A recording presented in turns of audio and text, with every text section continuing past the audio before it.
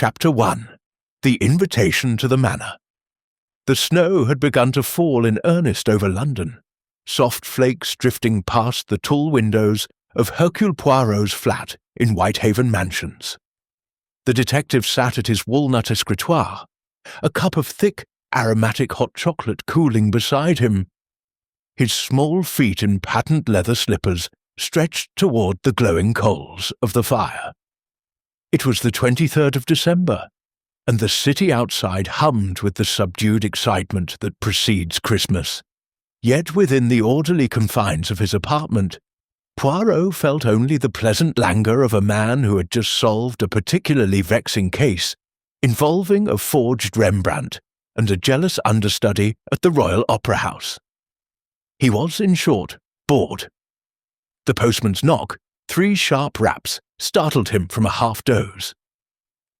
Poirot rose with the precise economy of movement that characterized him, adjusted the knot of his silk dressing-gown, and opened the door. A gust of cold air swept in, along with a young postman whose nose had turned the colour of a holly berry. "Morning, sir. Registered letter for Monsieur Hercule Poirot."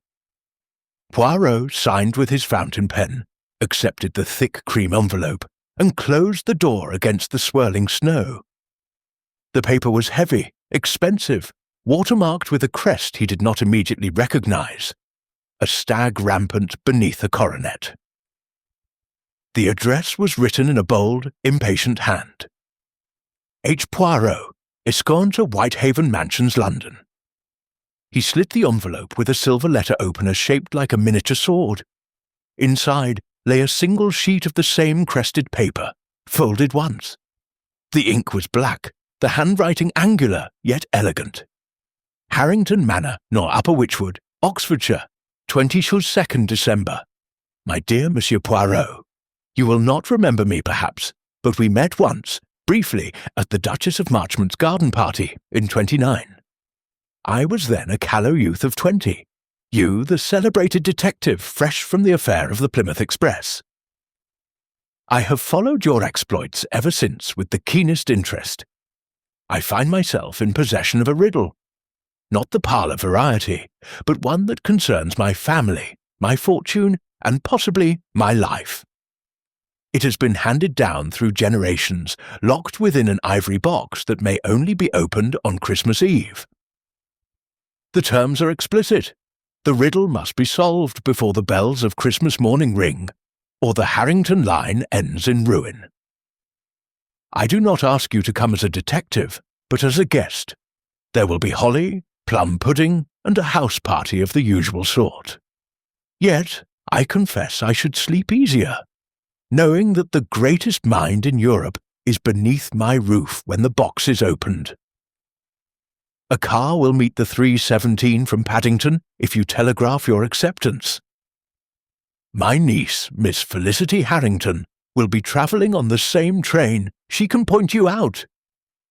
Yours in hope, Reginald Harrington, Sir Reginald Betu. Poirot read the letter twice, then a third time, holding it closer to the firelight. The phrasing intrigued him. The riddle must be solved, or the Harrington line ends in ruin. Dramatic, certainly.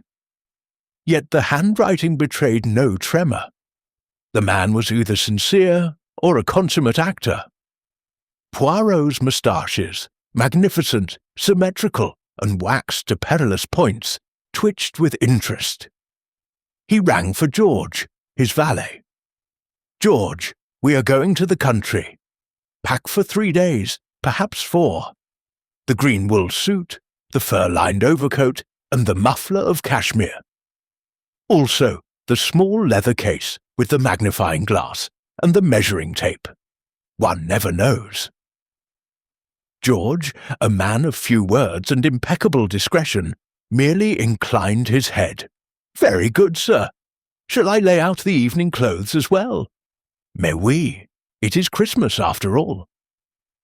By 2 o'clock, Poirot was ensconced in a first-class compartment of the 3:17 to Oxford, a copy of the Times folded neatly on the seat beside him. The train slid through the darkening afternoon like a silver needle through grey silk. Snow blurred the windows.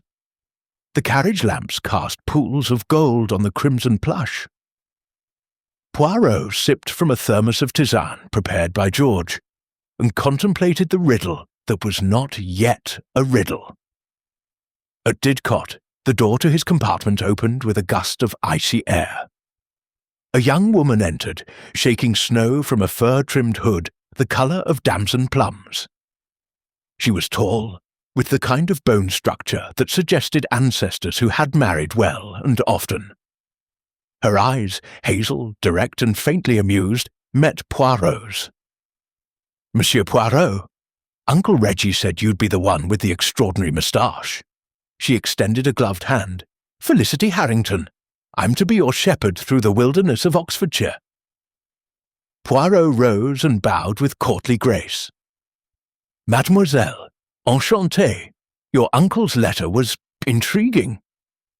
Felicity laughed, a sound like silver bells in the confined space. "He does love his theatrics. The ivory box, the ancestral curse. Half the county thinks he's inventing it to liven up a dull Christmas. The other half is terrified it's true." She stowed a small suitcase in the rack and sat opposite him, peeling off her gloves. "Tell me, do you believe in family curses?" "I believe in family secrets," Poirot replied. "Curses are merely secrets wearing fancy dress."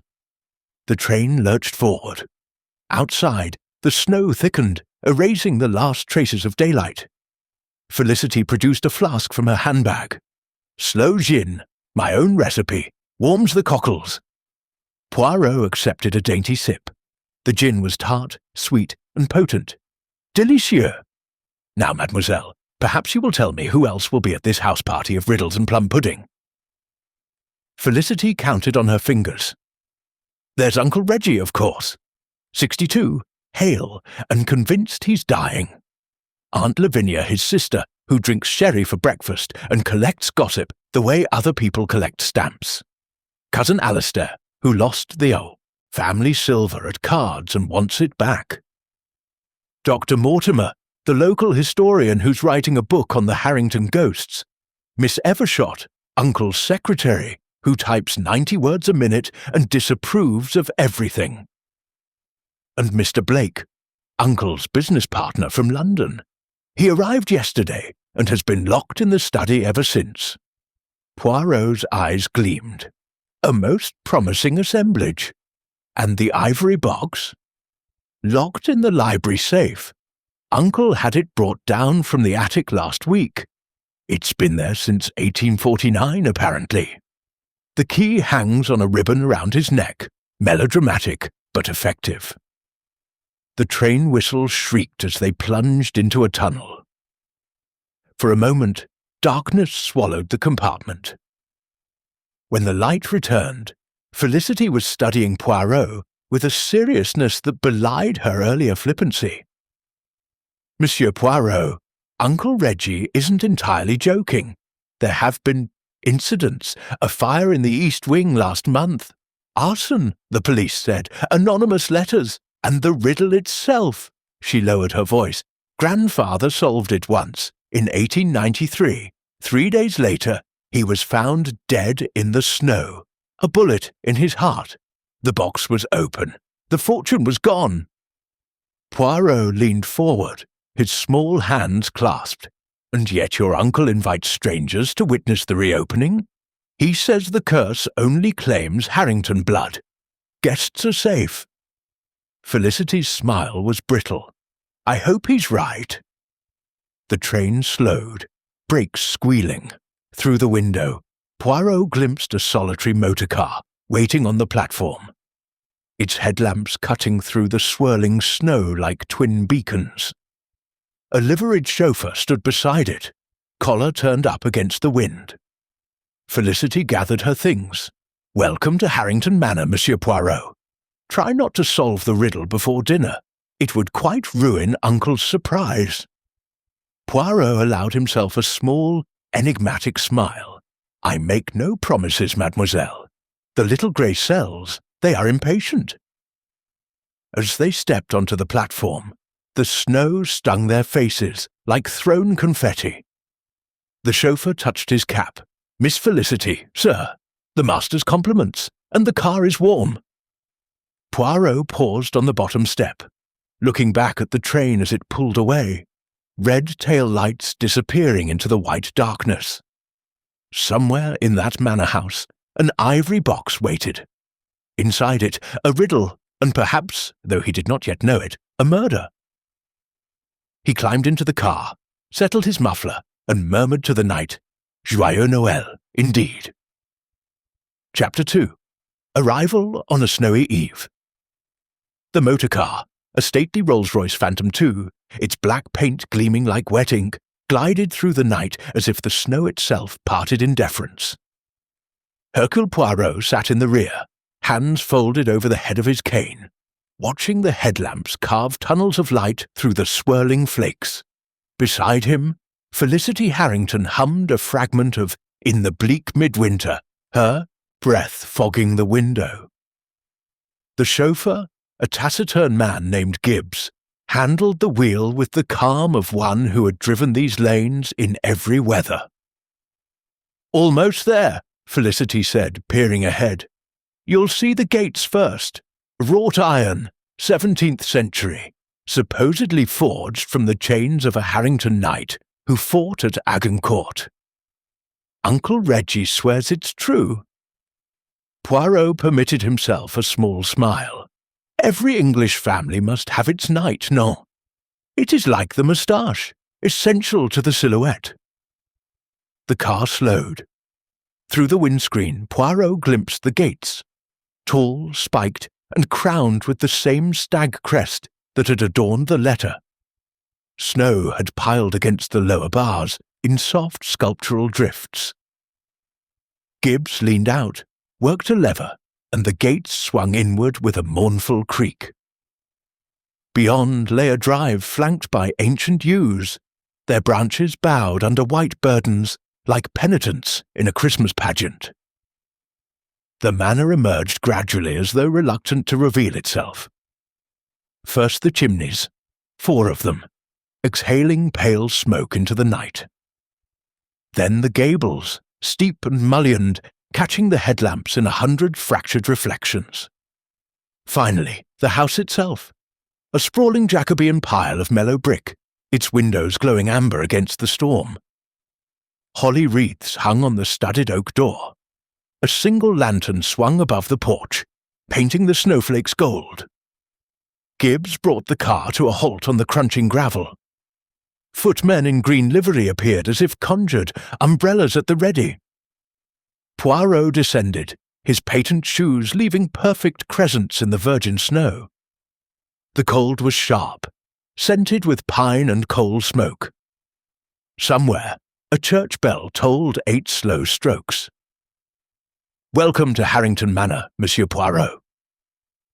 The voice belonged to Sir Reginald Harrington, who stood framed in the doorway. A tall figure in a velvet smoking jacket the colour of Burgundy wine. His hair was iron grey, his moustache less disciplined than Poirot's, but impressive in its own right. He extended a hand. "You are punctual to the minute. I like that in a man." Poirot bowed.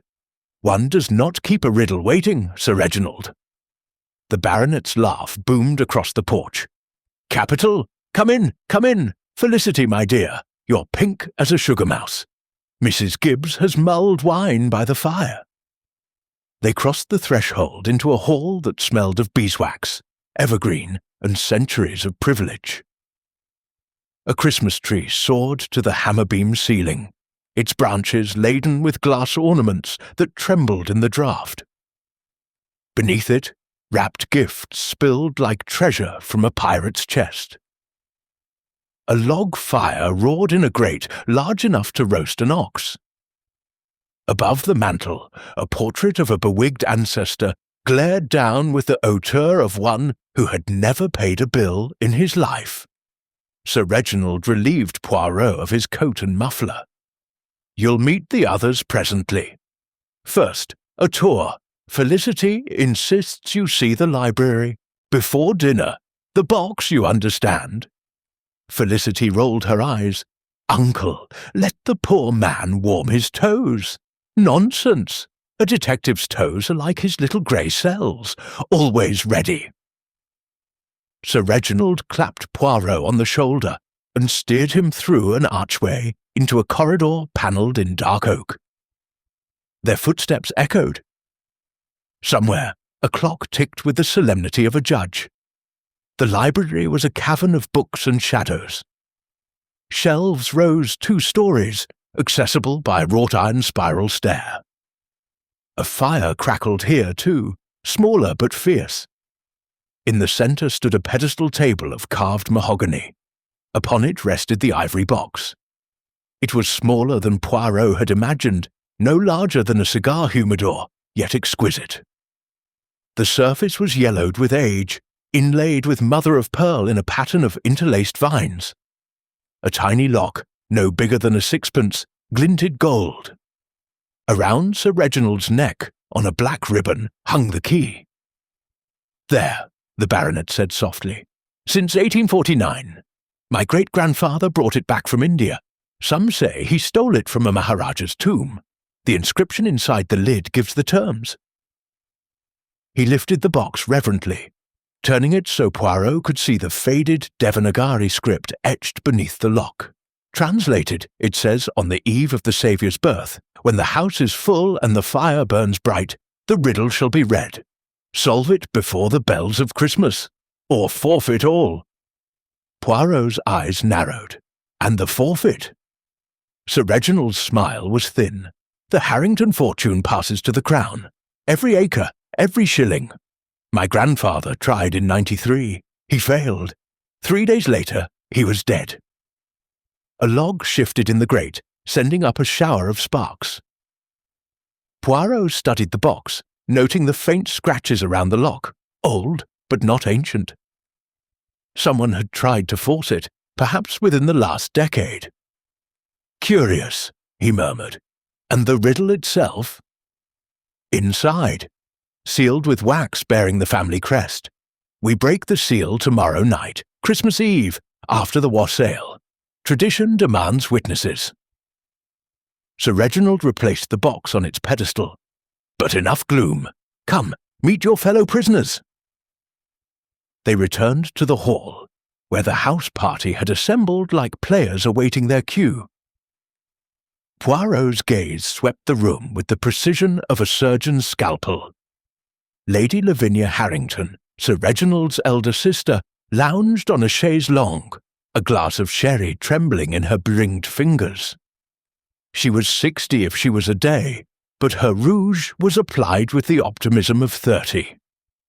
"So you're the little Belgian," she said, peering at Poirot through a lorgnette. "Reggie swears you're cleverer than Sherlock Holmes.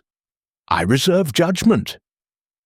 Alistair Harrington, the cousin, was a thin young man with restless eyes and a moustache that aspired to magnificence but achieved only disarray.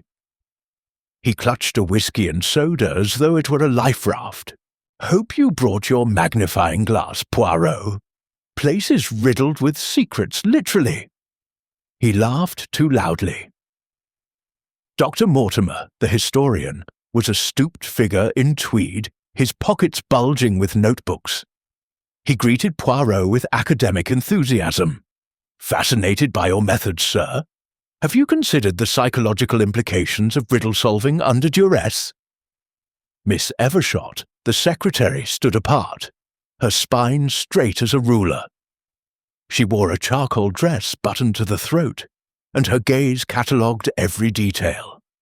"Sir Reginald's correspondence is in order," she said primly, as though this settled all questions. Finally, Mr. Blake, the business partner. He was a city type, pin-striped suit, slick hair, a gold tie-pin shaped like a fox's head. His handshake was firm, his smile practiced. "Heard a lot about you, Poirot. Hope you like charades. Sir Reggie's planning a murder game tomorrow." Poirot's moustache twitched. "I prefer my murders real, monsieur. They are less predictable." Dinner was announced by a gong that reverberated through the house like a summons to judgment. The dining room was a cathedral of mahogany and candlelight. The table groaned under the weight of crystal silver and a centerpiece of forced hothouse roses. Poirot found himself seated between Felicity and Dr. Mortimer, opposite Alistair, who was already on his third glass of claret. Conversation flowed like the wine, superficially sparkling, with undercurrents of ice. Lady Lavinia regaled them with tales of Harrington ghosts. Alistair countered with complaints about death duties. Mr. Blake spoke of mergers and stock prices. Miss Evershot said nothing at all. Poirot ate sparingly. Consommé, pheasant in cranberry sauce, a sliver of Christmas pudding flamed in brandy, but observed everything. He noted how Sir Reginald's hand strayed often to the key at his throat, how Felicity's laughter never quite reached her eyes, how Mr. Blake's gaze lingered on the ivory box's silhouette through the open library door. After dinner, the ladies withdrew. The men lingered over port and cigars. Sir Reginald proposed a toast. "To the riddle," he said, raising his glass. "May it be solved, and may we all live to tell the tale."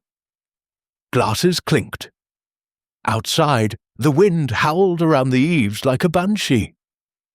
Poirot sipped his port and felt the first faint prickle of unease.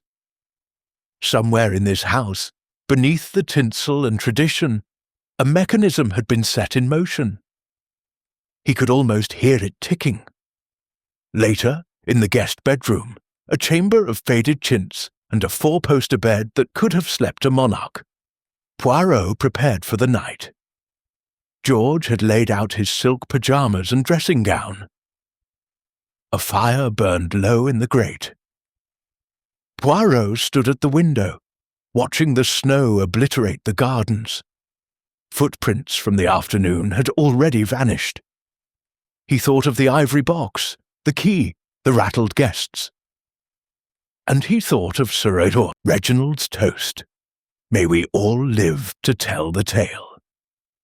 Perhaps, Poirot murmured to his reflection in the dark glass, but not all tales have happy endings. He drew the curtains, climbed into bed, and listened to the house settle around him. The creak of old beams, the sigh of the wind, the distant chime of a clock striking 11.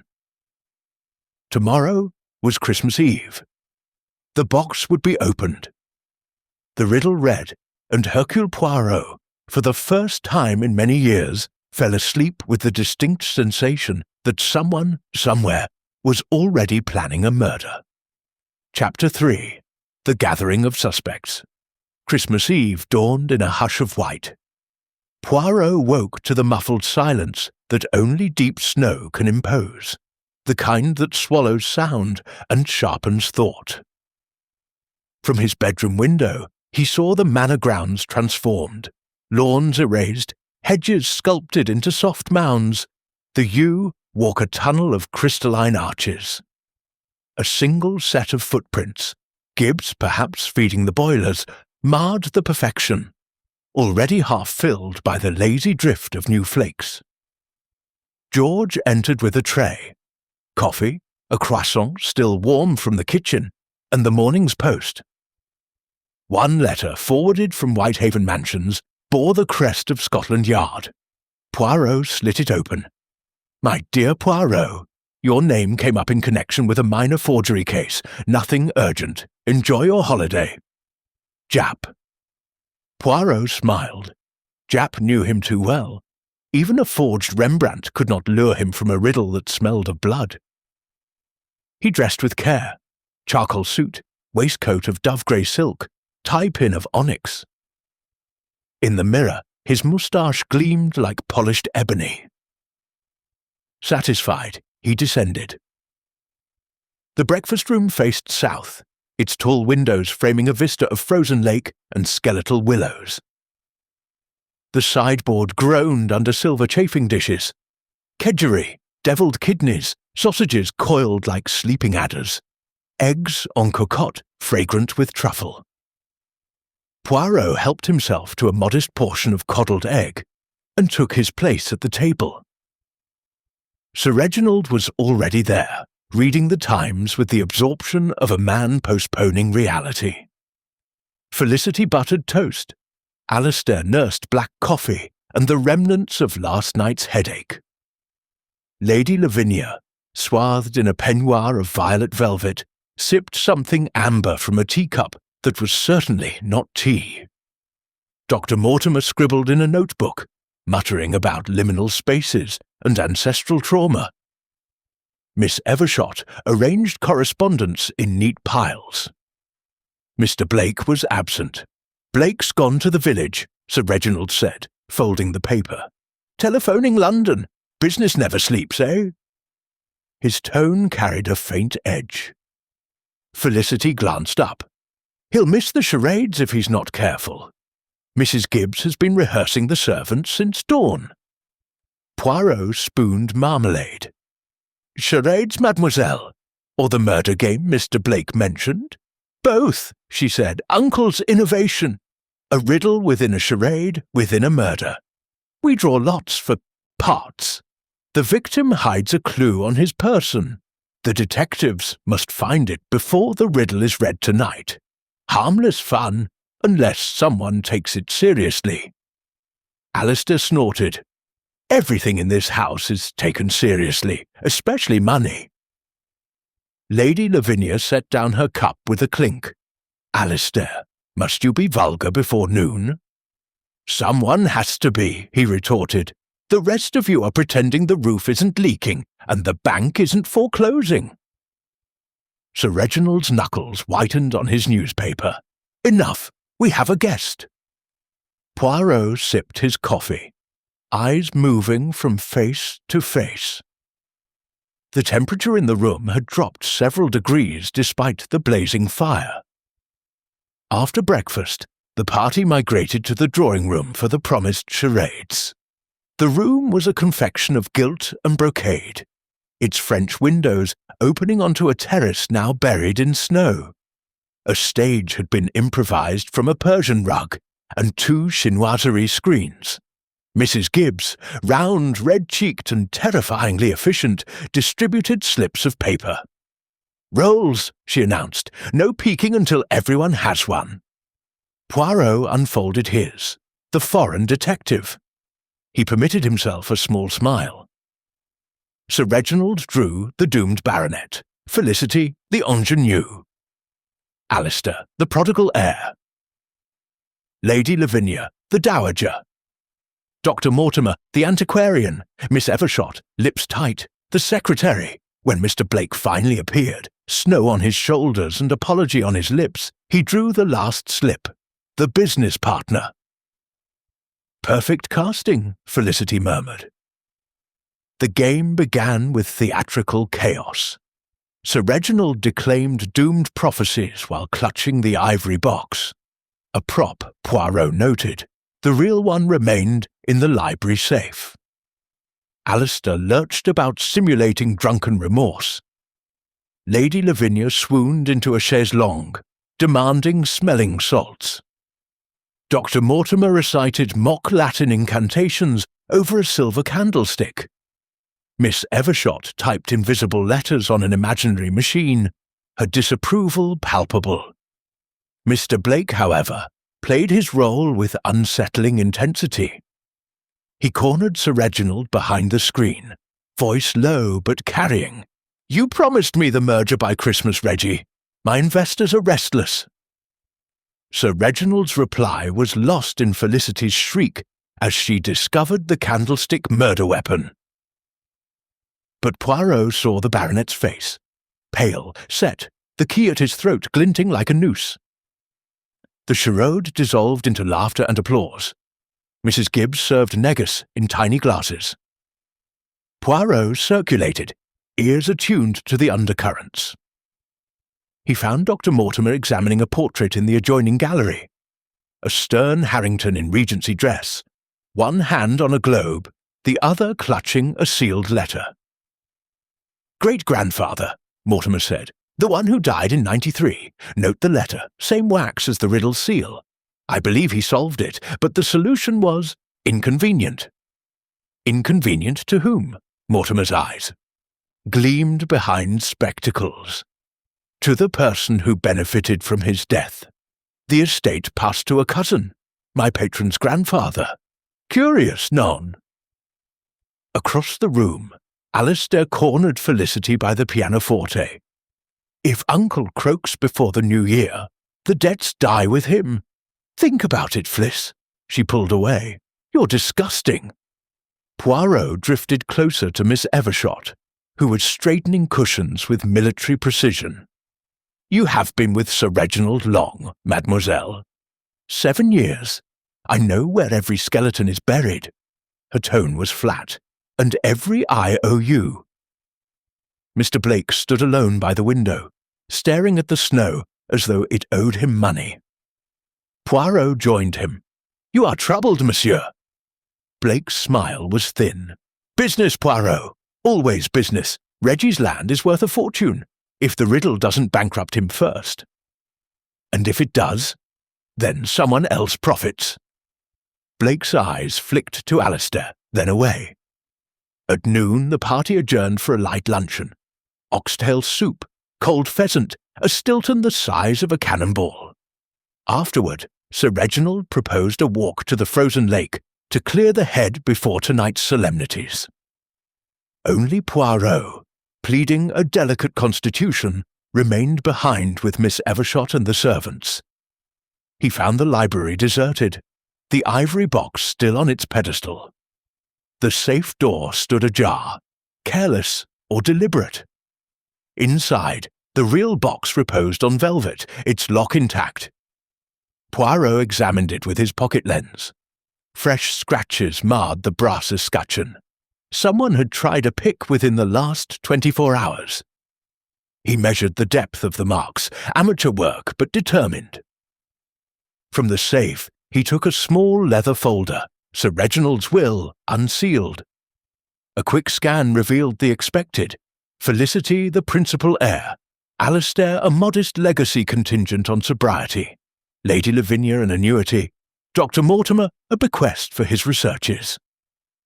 Mr. Blake received nothing. Miss Evershot, a generous pension and a sealed envelope to be opened in the event of my untimely death. Poirot replaced the documents exactly. Untimely death.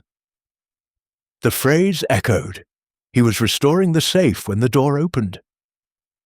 Miss Evershot entered, eyes narrowing. "Monsieur Poirot, Sir Reginald's private papers are not for guests. Yet someone has been at them," he said mildly, indicating the scratches. "You notice everything, mademoiselle. Did you notice this?"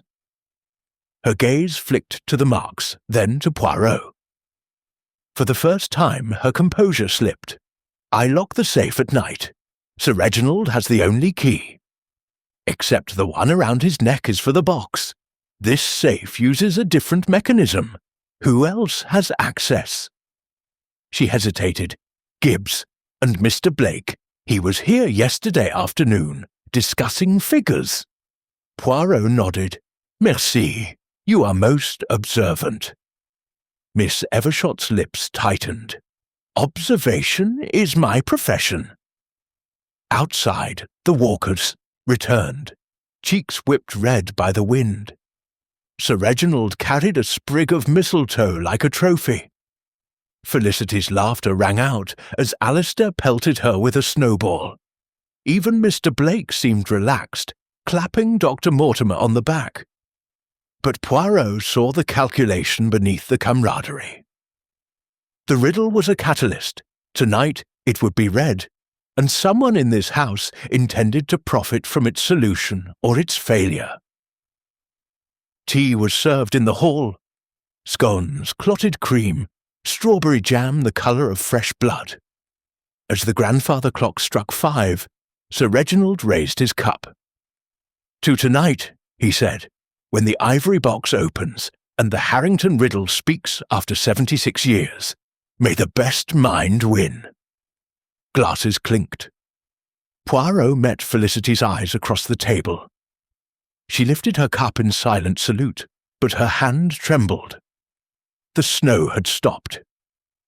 In the hush, Poirot heard the faint rhythmic creak of the chandelier above, swaying, though no wind stirred the curtains. He looked up. A single crystal droplet trembled, then fell, shattering on the parquet with a sound like a gunshot. No one else seemed to notice.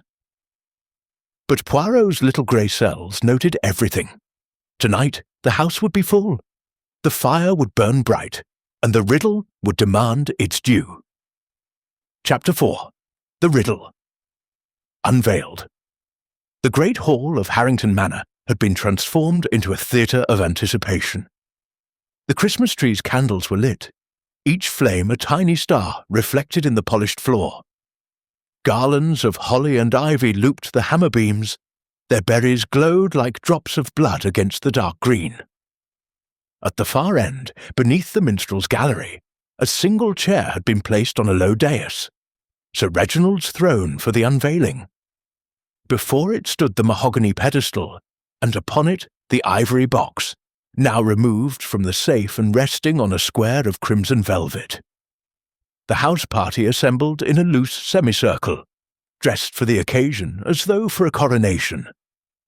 Sir Reginald wore white tie and the Harrington star sapphire on his breast. The key to the box hung openly on its ribbon, catching the candlelight. Felicity was in silver lame, a single white camellia at her waist. Lady Lavinia dripped diamonds and disapproval. Alistair's tailcoat strained at the shoulders. He had already helped himself to the decanter. Dr. Mortimer clutched a leather-bound notebook like a hymnal. Miss Evershot stood at attention, a fountain pen poised over a fresh sheet of vellum. Mr. Blake, sleek in midnight blue, checked his pocket watch with the impatience of a man who billed by the hour. Poirot, impeccable in evening dress, took his place slightly to the left of the dais. He had spent the hour before dinner in the library, re-examining the scratches on the safe and photographing the ivory box with a miniature Kodak he carried for such eventualities. The film was now tucked inside his cigarette case. One never knew. Mrs. Gibbs appeared in the doorway, clapping once. "If you please, sir, the wassail bowl is ready." Servants entered bearing a silver punch bowl the size of a baptismal font. Steam curled from its surface, fragrant with cloves, cinnamon, and roasted apples. Sir Reginald ladled the first cup and raised it. "To the riddle," he intoned, "and to those who came before us." He drank. The others followed suit. The wassail was hot, sweet, and treacherously strong. At a signal from Mrs. Gibbs, the candles on the tree were extinguished one by one, until only the fire and the chandeliers remained. The room sank into a hush, broken only by the crackle of logs and the soft tick of the grandfather clock. 9 o'clock. Sir Reginald mounted the dais. He lifted the ivory box with both hands, as though it might bite. "My friends," he began, voice resonant, "76 years ago my grandfather stood where I stand now." He broke the seal, read the riddle, and failed. 3 days later, he lay dead in the snow. Tonight we try again, not for glory, but for survival. The Harrington estate hangs in the balance. If the riddle is unsolved by the bells of Christmas morning, every acre, every brick, every penny passes to the crown. My children, he glanced at Felicity and Alistair, will be beggars. Alistair muttered something inaudible. Felicity's knuckles were white on her glass. Sir Reginald produced a small silver knife. "The seal is wax, impressed with the family crest. Once broken, there is no going back." He hesitated, then sliced the blade beneath the wax. It parted with a soft crack, like ice on a pond. The lid lifted on hinges that had not moved in 3 generations. Inside lay a single sheet of parchment, folded thrice and yellowed with age. Sir Reginald unfolded it with reverence. The room leaned forward as one. He began to read. In the house of the stag where the river runs red, a treasure lies hid 'neath the heart that is dead. Betrayal was sown on a midsummer's night, when brother slew brother beneath the moon's light. The key to the fortune is silence and snow, but speak the wrong name and the river will flow. Seek where the clock strikes the hour that is none, and find what was lost when the battle was won. On Christmas Eve only, when candles burn low, the truth will be shown to the one who will know. Fail, and the stag shall be brought to its knee. The line ends in ruin for eternity. The last word hung in the air like a tolling bell. Sir Reginald lowered the parchment. No one spoke. Even the fire seemed to hold its breath. Poirot's mind raced. The riddle was layered, historical, geographical, personal. The house of the stag, Harrington Manor. The river runs red, perhaps the stream that fed the lake, stained by iron in the soil. Brother slew brother, a fratricide in the family's past. The clock strikes the hour that is none, 13 perhaps, or a stopped clock. And the warning, speak the wrong name and the river will flow. Blood clearly. Felicity broke the silence. It's beautiful, she whispered, and terrifying. Dr. Mortimer was scribbling furiously. Midsummer's Night, 1863. There's a reference in the parish records to a duel on the estate. 2 Harrington brothers, both dead by dawn. Alistair drained his glass. Treasure. Always bloody treasure. Probably a hoax to keep the tacksman at bay. Lady Lavinia fanned herself. Reggie, must we stand here like statues? I'm getting chills. Sir Reginald replaced the parchment in the box and closed the lid. The game begins. You have until the bells of St. Mary's ring at 6 tomorrow morning, Christmas Day. Work together or alone, but the solution must be spoken aloud in this room before the final chime. The box will remain here, under guard. He nodded to Gibbs, who took up station by the pedestal, arms folded. Mr. Blake stepped forward. And if no one solves it? Then the Crown solicitors take possession on Boxing Day. Sir Reginald's smile was grim, but I have faith in Monsieur Poirot. All eyes turned to the detective. Poirot inclined his head. I am flattered. But riddles are like crimes, monsieur. They reveal themselves only to those who ask the right questions. At that moment, the lights flickered. Once, twice.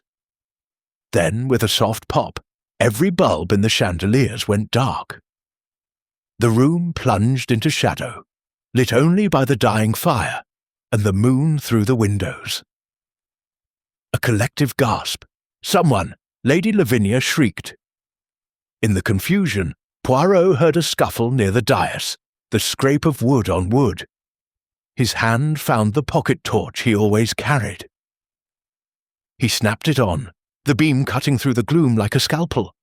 The ivory box was gone. Gibbs stood frozen, hands empty. The pedestal was bare save for the crimson velvet, now askew. Sir Reginald's face was ashen. Mon Dieu, Poirot murmured, the game has begun sooner than expected. The beam of his torch swept the room. Faces leapt out of the darkness, Felicity's wide-eyed, Alistair's slack with shock, Blake's calculating. Miss Evershot clutched her pen like a weapon. Dr. Mortimer's glasses reflected the light like twin moons. Remain calm, Poirot ordered. No one leaves this room until the box is recovered. Gibbs, the doors. The chauffeur moved swiftly, locking the double doors to the corridor. Outside the wind howled. Snow lashed the windows like thrown gravel. Sir Reginald found his voice. It was here a second ago. I had my hand on it. Poirot approached the pedestal. The velvet bore a faint indentation where the box had rested. He knelt, examining the floorboards. A single flake of wax, crimson, still soft, lay near the leg. He picked it up with tweezers from his waistcoat pocket and sniffed. Beeswax, scented with myrrh. Fresh. Someone planned this, he said. The blackout was no accident. Observe, the candles on the tree are still lit, only the electric lights. Failed. He played the torch along the ceiling. The chandeliers were wired through a central switch in the minstrel's gallery. Someone had thrown it. Felicity's voice trembled. But why steal the riddle? We all heard it. To control the solution, Poirot replied. Or to destroy it. Come, we search. The room erupted into frantic activity. Cushions were overturned, curtains shaken, the Christmas tree itself inspected branch by branch. Poirot directed with calm precision, his torch beam methodical. Under the chaise longue, he found Lady Lavinia's dropped fan. Behind the pianoforte, Alistair's empty whisky glass, but no box. 10 minutes passed. The fire burned lower. Outside, the moon vanished behind a cloud, plunging the grounds into blackness. Then Dr. Mortimer, who had been examining the wainscoting near the fireplace, gave a sharp exclamation. Here, a panel, loose. Poirot joined him. A section of oak panelling, no wider than a book, swung outward on concealed hinges. Behind it, a narrow cavity, empty save for cobwebs and a faint smell of candle smoke. The priest's hole, Mortimer breathed. Dates to the Civil War. There are others, dozens. The thief could be anywhere in the house by now. Sir Reginald slammed his fist against the wall. Damn it! Gibbs, rouse the staff. We search every room, every chimney if need be. But Poirot raised a hand. No, we search, yes, but intelligently. The thief took a risk in front of witnesses. Why? Because the box contains more than the riddle. Something physical, perhaps. A map, a key. His eyes gleamed. And they needed darkness to substitute a replica. He returned to the pedestal, lifting the crimson velvet. Beneath it lay a second square of cloth, black silk. He held it to the light. In one corner, embroidered in gold thread, was a tiny stag. Someone prepared this in advance, he said. The substitution was meant to buy time.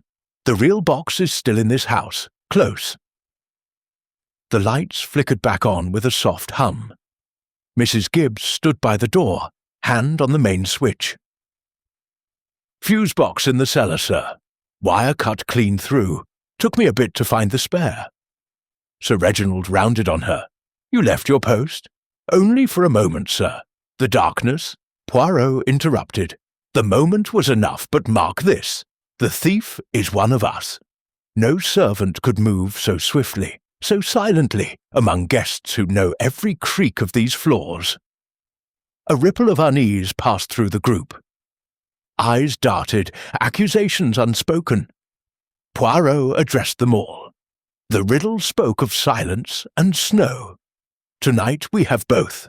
The game continues, but now it is no longer a parlour amusement. The box must be found before dawn, or the fortune is lost, and perhaps his gaze lingered on each face. A life as well. He turned to Sir Reginald. The key around your neck. It opens only the box. Only the box. Then keep it safe. The rest of us will search in pairs. No one alone.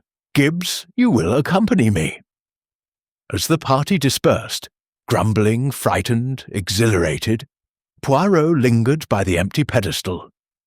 He touched the wax flake again, then looked toward the windows where snow had begun to fall once more, thick and deliberate. Speak the wrong name, and the river will flow. Somewhere in the house, a clock struck the quarter hour. Poirot's little grey cell stirred like a waking cat. The riddle had been unveiled. The game had begun. And the first move, he thought, had been brilliantly played. by the Murderer. Chapter 5. Shadows of the Past. The search for the ivory box began in earnest, but the manor itself seemed to conspire against it. Corridors that had appeared straightforward by daylight now twisted like the intestines of some great beast. Staircases ended in blank walls. Doors opened onto closets no one remembered existing. Snow pressed against every window, erasing the outside world. The house had become a sealed puzzle box, and its inhabitants the pieces. Poirot paired with Gibbs, the chauffeur, a man whose silence was as solid as his shoulders. They began in the East Wing, a warren of guest bedrooms and disused nurseries. Poirot's torch beam danced over faded wallpaper, hunting scenes in which stags perpetually fled hounds that would never tire. In one room, a child's rocking horse stared with painted eyes. Its rockers had left twin scars on the parquet, as though it had tried to escape. "Nothing here, sir," Gibbs muttered, closing a wardrobe that smelled of cedar and mothballs. "Patience," Poirot replied. "The thief is clever, but cleverness leaves traces." They moved on. In the attic, trunks yielded yellowed christening gowns and a crate of Victorian Christmas cards, sentiments of peace beneath images of grinning skeletons. Poirot paused over a photograph. Two young men in cricketing whites, arms slung about each other, the Harrington stag embroidered on their blazers. On the back, in faded ink, Reggie and Rupert, Midsummer 1893. "Brothers," Gibbs said. "Rupert was the one found dead in the snow. Official story was poachers. Family said duel." Poirot's eyes narrowed. "And the survivor? Great-grandfather to the present baronet. Inherited everything." They descended. In the billiard room, Alistair and Felicity were arguing in whispers over the baize table. Alistair's cue chalked the air like a pistol. "If the box is lost, the estate's forfeit anyway," he hissed. "Might as well burn the bloody riddle and be done." Felicity's voice cracked. "You'd destroy our heritage for a few thousand at the tables?" Poirot interrupted smoothly. "Monsieur Alistair, you search with passion, but passion clouds the mind. Tell me, where were you when the lights failed?" Alistair flushed. "Beside the pianoforte. Ask anyone." "Anyone did not see," Poirot said. "The darkness was absolute." They moved apart. In the earth's conservatory, glass frosted with fern patterns. Dr. Mortimer and Miss Evershot examined a row of dusty botanical specimens. Mortimer held a pressed flower to the light. "Digitalis purpurea," he said. "Foxglove. Source of digitalis, heart poison. The Victorians grew it for medicinal purposes." Miss Evershot's pen scratched. "Sir Reginald takes digitalis for his angina. Prescription from Dr. Harris in the village." Poirot filed the information away. Poison and inheritance, a classic pairing. At 11 o'clock, the searchers reconvened in the hall, empty-handed and frayed. Sir Reginald's face was grey. The key at his throat rose and fell with each ragged breath. "We've turned the house inside out," Blake announced. "The box has vanished." "No," Poirot said. "It is here. The thief could not leave. The snow is 3 feet deep and still falling. The garage is locked. Gibbs has the keys." Gibbs nodded confirmation. Lady Lavinia sank onto a settee, fanning herself. "Then we're prisoners with a thief. How perfectly Gothic." Sir Reginald straightened. "There's one place we haven't looked. The West Tower. It's been locked since grandfather's time. The key—" He touched the ribbon at his neck. "This opens the tower door as well as the box. Family legend says Rupert died trying to reach it." He led the way. The party followed like a funeral cortege, footsteps muffled on the turkey runner. The tower door was oak, iron-bound, set into a stone arch older than the Jacobean house. Sir Reginald inserted the key. It turned with a groan, as though the lock itself protested. A spiral stair descended into darkness. The air was colder here, damp with the breath of centuries. Poirot's torch revealed walls slick with nitre. Each step rang like a bell. At the bottom, a chamber no larger than a crypt. In the centre stood a stone pedestal, twin to the one in the hall, bearing a circular depression the exact size of the ivory box. But the pedestal was empty. Dr. Mortimer exhaled. The resting place, the Riddle's heart. Poirot knelt, examining the stone. Dust lay thick, undisturbed for decades, except for a single set of footprints leading to the pedestal and away. The prints were small, narrow, heeled, a woman's. Felicity gasped. "Those are mine! I came down yesterday. Uncle showed me the tower, but the pedestal was empty then." Sir Reginald's hand trembled on the key. "Then someone followed you. Someone who knew." They searched the chamber. Nothing. Only a rusted iron ring set into the floor, perhaps once a trapdoor, now sealed. Poirot tapped the walls. They sounded solid. As they climbed back, Poirot's mind raced. The footprints proved the thief had planned the theft before the unveiling. The tower was a blind alley. The box had been removed after the blackout, not hidden here. In the hall, Mrs. Gibbs had laid a cold supper. Galantine of chicken, pickled walnuts, a Stilton. Bleeding at the edges. The party ate in silence, suspicion thickening the air like smoke. Poirot cornered Sir Reginald by the fire. "You spoke of a fire in the East Wing last month. Arson?" The baronet nodded. "Police said so. Started in the muniments room. Old deeds, wills, half the family papers destroyed. And the anonymous letters? Threats. Solve the riddle or burn. Postmarked London." Poirot's gaze drifted to Blake, who was pouring whiskey with a steady hand. London connections. After supper, the guests dispersed to their rooms, ostensibly to rest before a renewed search at dawn. Poirot lingered in the library, alone. He opened the safe, still unlocked from earlier, and removed the leather folder containing the will. A second document lay beneath. A map, hand-drawn on vellum, showing the estate boundaries. A red X marked the frozen lake. He was studying it when the door opened. Felicity entered, wrapped in a dressing gown of peach silk, hair loose about her shoulders. "I couldn't sleep," she said. "The footprints, they make me look guilty." Poirot folded the map. "You are many things, mademoiselle, but not a thief. Tell me about your grandfather's death." She sat, drawing her knees up. Rupert and Reginald, twins. Rupert was the elder by 7 minutes, heir to everything. Midsummer's Night, 1893, they quarrelled over a woman. A duel on the lake's island. Both fired. Rupert fell. Reginald claimed it was an accident, but the pistol was never found. 3 days later, he opened the box, read the riddle, and... She shivered. They said he walked into the snow in his nightshirt, found with a bullet in his heart. Suicide, the coroner ruled. But the bullet didn't match any gun in the house. Poirot's eyes gleamed. And the woman, great-grandmother. She married Reginald 6 months later.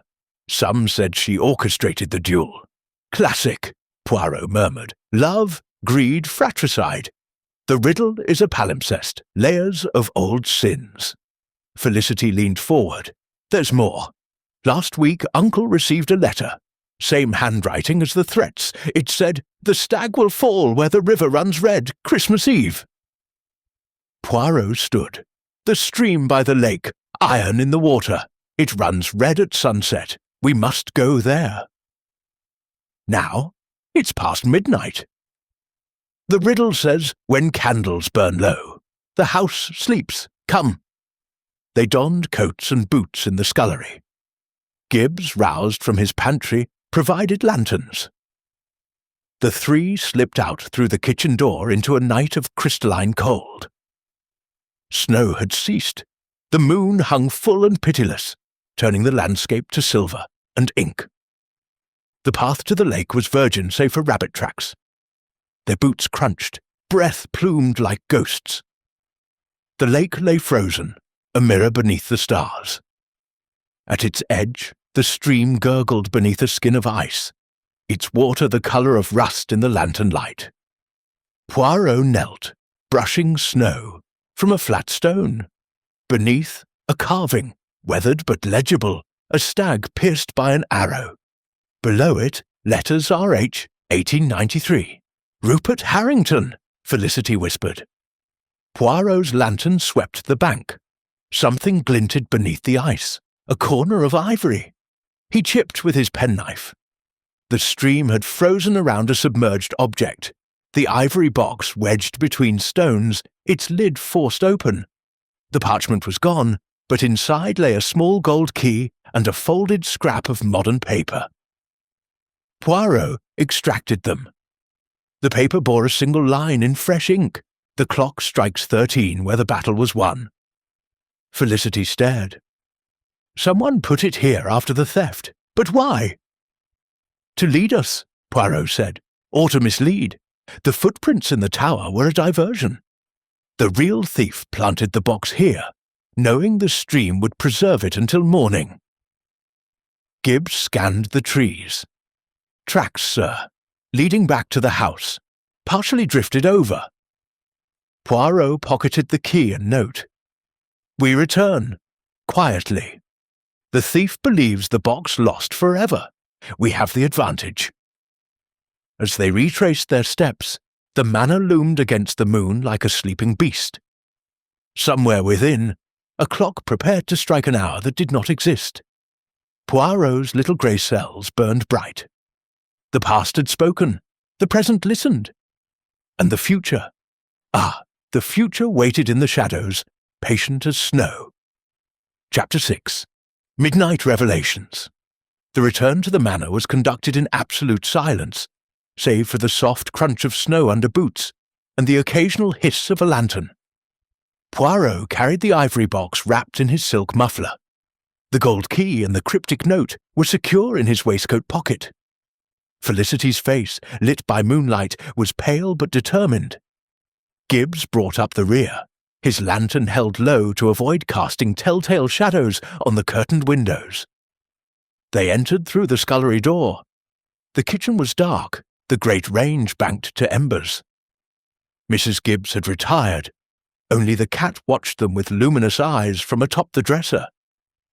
Poirot motioned for silence. He led them not to the hall, but to the butler's pantry, a narrow room lined with silver cabinets and a small desk where Gibbs kept the household keys. "Lock the box in the safe here," Poirot whispered. "No one must know we have recovered it until I say." Gibbs obeyed, spinning the combination with practiced fingers.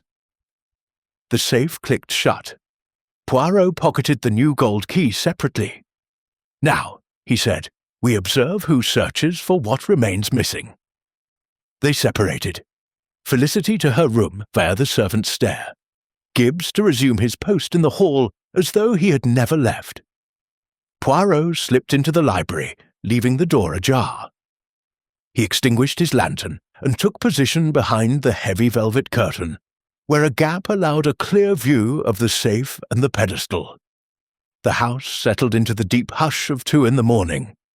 Clocks ticked in discordant chorus. Somewhere, a board creaked, then another closer. Footsteps, light and deliberate, descended the main staircase. Poirot's breathing slowed to nothing. A figure appeared in the library doorway, silhouetted against the dying fire in the hall. It paused, listening, then moved with the confidence of familiarity. Moonlight through the tall windows revealed a woman's form. Miss Evershot, hair in steel curlers beneath a dark scarf, a candle in a brass holder in her hand. She went straight to the pedestal, set the candle down, and ran her fingers over the crimson velvet, as though expecting the box to materialize by wish. Finding nothing, she turned to the safe. Her movements were economical. She produced a ring of keys, Gibbs's duplicates perhaps, and tried 3 before the 4th turned with a soft snick. The door swung open. Empty, a sharp intake of breath. Miss Evershot stepped back, candle trembling. In its flicker, Poirot saw her face. Not fear, but fury. She closed the safe, locked it, and stood a moment, head bowed as though in calculation. Then she extinguished the candle, plunging the room into darkness, and left as silently as she had come. Poirot waited 5 minutes, then 10. No one else appeared. He emerged, relit his torch under his coat to mask the beam, and examined the safe. The lock showed fresh scratches, different from those he had noted earlier. 2 separate attempts, then. Miss Evershot had not planted the box in the stream, she had been searching for it. He was restoring the scene when another sound reached him. A muffled thud from the upper floor, followed by a cry, quickly stifled. Poirot moved. The grand staircase was a canyon of shadow. He ascended swiftly, avoiding the 3rd step that always groaned. On the landing, a door stood ajar, Sir Reginald's bedroom. Candlelight spilled across the runner. Inside, chaos. Sir Reginald lay sprawled across the hearthrug, evening clothes askew, one hand clutching his chest. The key ribbon was torn, the key itself gone. Beside him knelt Felicity, face streaked with tears, trying to lift his head. Dr. Mortimer hovered, stethoscope dangling uselessly. Lady Lavinia stood in the doorway, wrapper clutched to her throat, emitting small animal sounds of distress. "He's alive," Mortimer said, as Poirot entered. "But barely. Heart, digitalis overdose, I'd wager." Sir Reginald's eyes fluttered. His lips moved. Poirot knelt, ear close. "Pudding," the baronet rasped. "Christmas. Pudding." Then his head fell back, unconscious. Felicity looked up, eyes wild. "He was fine at supper. We all ate the same." Poirot's mind flashed to the riddle. Seek where the clock strikes the hour that is none. He stood. The pudding was served at midnight, after the search. Who brought it? Mrs. Gibbs appeared, apron askew. "I did, sir. From the larder?" Sir Reginald insisted, said it was tradition to taste the pudding when the riddle was read. Poirot's gaze swept hard. The room, on the mantel, a small silver dish, held the remains of a single portion. Rich, dark, glistening with brandy butter. A spoon lay beside it, half buried in crumbs. "Gibbs, fetch my case from my room, the black leather one, quickly." While Gibbs ran, Poirot examined the dish. The pudding was untouched except for one wedge, neatly cut, as though with a scalpel. He sniffed. Fruit, spice, and beneath it a faint bitter almond note. Not brandy. Dr. Mortimer confirmed. "Cyanide, but the digitalis." "Both," Poirot said grimly. "Digitalis to weaken the heart, cyanide to finish. A coward's cocktail." Gibbs returned with the case. Poirot donned gloves, extracted a glass vial and a strip of test paper. He scraped a crumb, dissolved it in distilled water from his flask, added the reagent. The paper turned brick red. "Potassium cyanide," he announced. "Enough in that slice to kill a horse." Felicity covered her mouth. "But who?" Poirot turned to the bed. Sir Reginald's bedside table held a carafe of water, a glass, and a small brown bottle, digitalis tablets. The bottle was nearly empty. The prescription called for 1 tablet nightly. Someone had replaced most with cyanide capsules, indistinguishable to the eye. He lifted the pillow. Beneath it, the torn ribbon, but no key. The thief had taken it during the confusion of the collapse. Lady Lavinia found her voice. "Reggie said pudding. He knew." "Or remembered," Poirot corrected. "The pudding was bait. The real target was the key and the box." Dr. Mortimer administered a stimulant. Sir Reginald's pulse steadied, but he remained unconscious. They moved him to the bed. Poirot drew Felicity aside. The note from the stream, the clock strikes 13. There is a clock in this house that chimes 13? She nodded, pale. The long case in the west corridor, grandfather's. It was Rupert's, stopped at the hour he died. Uncle had it repaired last month. It chimes 13 at noon and midnight, a family joke. Take me. They left Mortimer with the patient and descended. The west corridor was a tunnel of portraits. Harringtons in armour, in periwigs, in Victorian mourning. At its end stood the clock, tall, walnut-cased, its face painted with moons and stars. The hands pointed to 12:15. As they approached, the mechanism whirred. 1, 2, up to 12. Then, eerily, a 13th chime, deeper, discordant. The clock face swung open like a door. Inside the pendulum case, a narrow recess. And within it, the parchment, the original riddle, removed from the box in the stream, but now annotated in fresh ink, margins crowded with arrows and symbols. At the bottom, a single line. The battle was won at the Island Oak. Felicity stared. Someone's been decoding it. Poirot traced the annotations.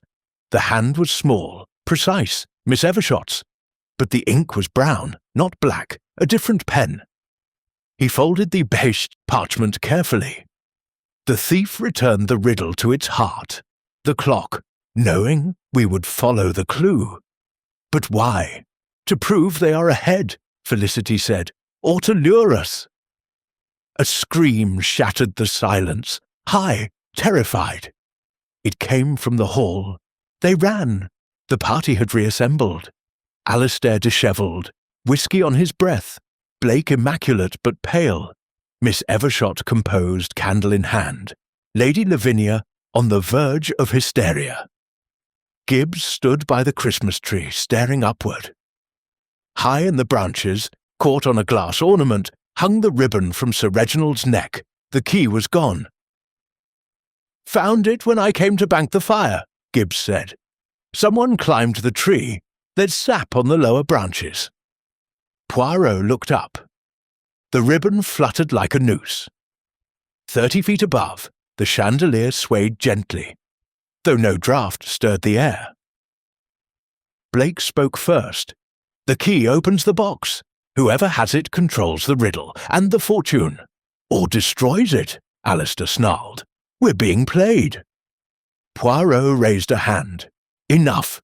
The attempts multiply. The theft, the poisoning, the key. Someone wants chaos. But chaos has pattern if one looks." He turned to Miss Evershot. "Mademoiselle, you searched the library tonight. Why?" Her eyes flickered. "I heard a noise. Thought the thief returned." "You have duplicates of the safe keys." "Sir Reginald trusts me." "Trust is a currency easily spent." Poirot's tone was mild, but the room chilled. Felicity stepped forward.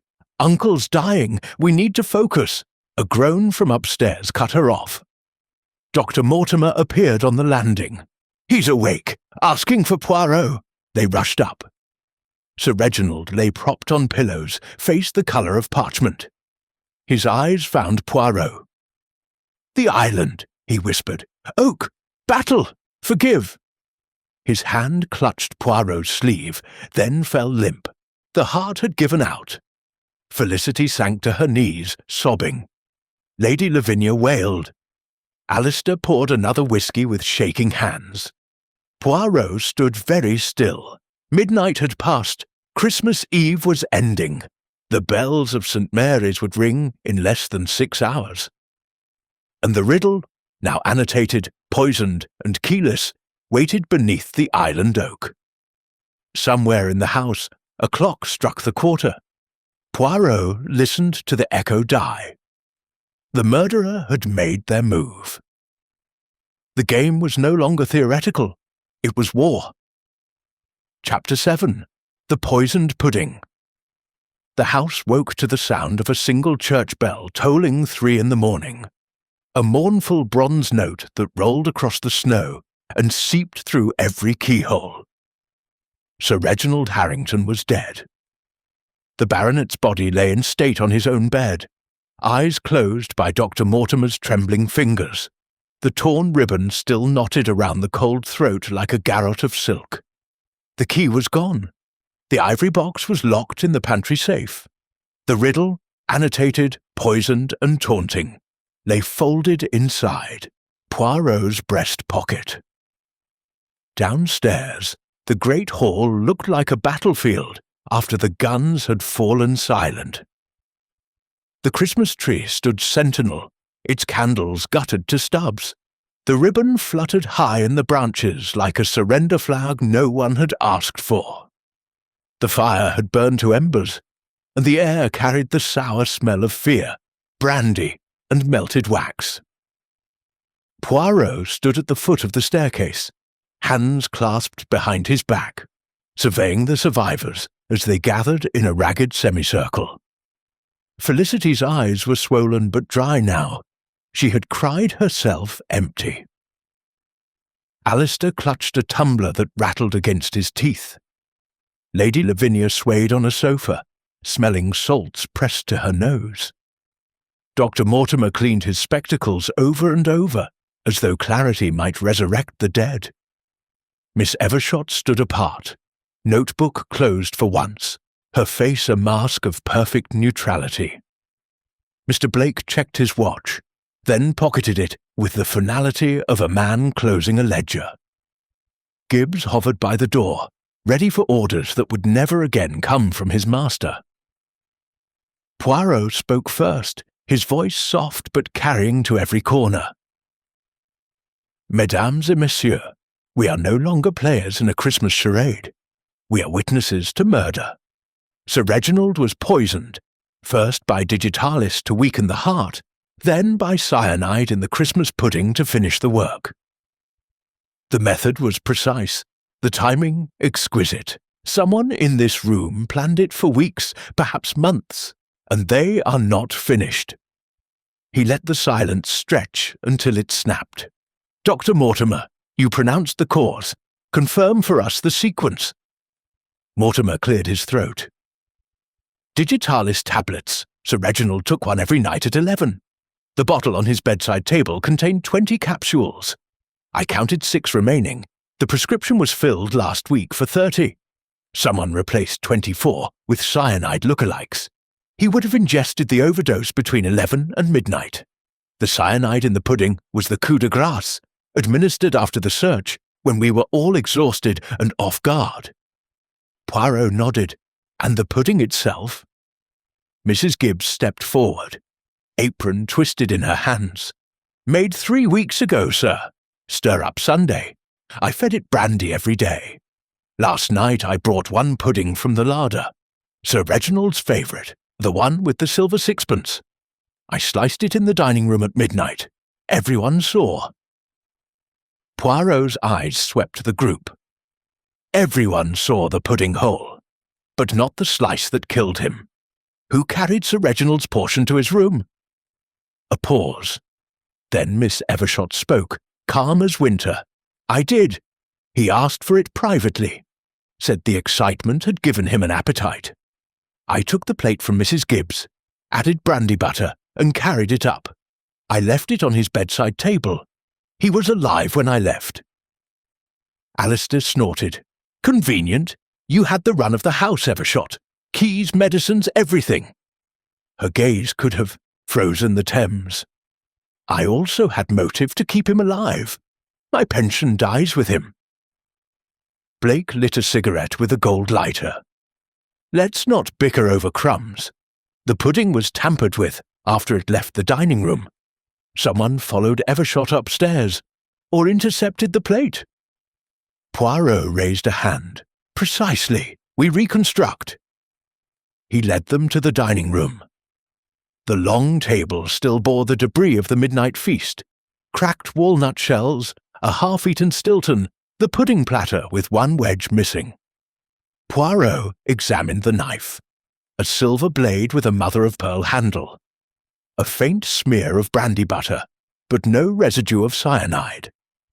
The poison had been introduced into the single slice, not the whole. Mrs. Gibbs, you served the slices? Yes, sir. 8 portions. Sir Reginald's was the last. I cut it special thicker because he liked the crust. Poirot lifted the platter. Beneath it, a faint ring of moisture. He sniffed. Brandy, but also, he touched a finger to the wood, tasted it. Bitter almond. The cyanide was liquid, injected into the slice after cutting. A medical syringe, perhaps. Dr. Mortimer paled. I have insulin syringes in my bag, for my diabetes. Your bag was in the hall cloakroom all evening, Felicity said. Anyone could have taken one. Poirot moved to the sideboard. A row of crystal decanters.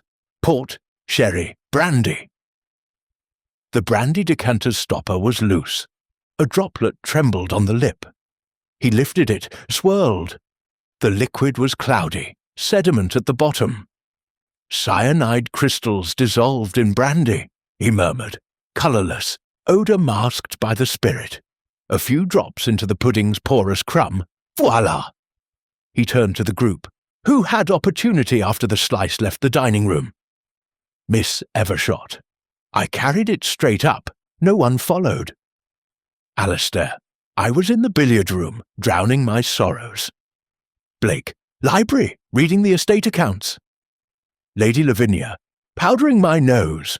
Felicity. Helping Mrs. Gibbs clear. Dr. Mortimer. Checking on Sir Reginald's heart, before the pudding. Gibbs. Banking fires. Poirot's eyes narrowed. All accounted for, yet someone lied. The corridor to Sir Reginald's room passes the west staircase. From the billiard room, one could slip out unseen. Alistair flushed. You accusing me? I accuse no one, yet. But consider, the digitalis was replaced earlier. Who had access to the bedroom before 11? Miss Evershot again. I prepared his nightly tablet at 10:30. The bottle was full then. Poirot produced the brown bottle from his pocket, seized from the bedside. He shook it. A soft rattle. 6 capsules, but observe. He opened it, tipped one into his palm.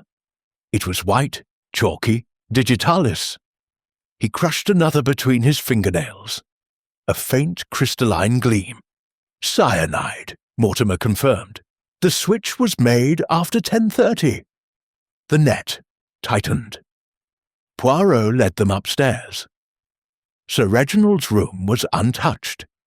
The plate on the bedside table, the spoon with its burden of pudding now congealed. Poirot examined the carpet. A single droplet of brandy butter near the hearth, missed in the chaos. He followed the droplet's trajectory.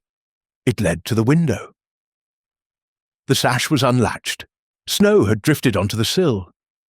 Outside, the storm had paused, but the drop was sheer, 30 feet to the terrace. Someone entered, or left, this way, Poirot said. A rope, perhaps, or the ivy. Gibbs, check the terrace below. Gibbs returned minutes later. Footprints, sir.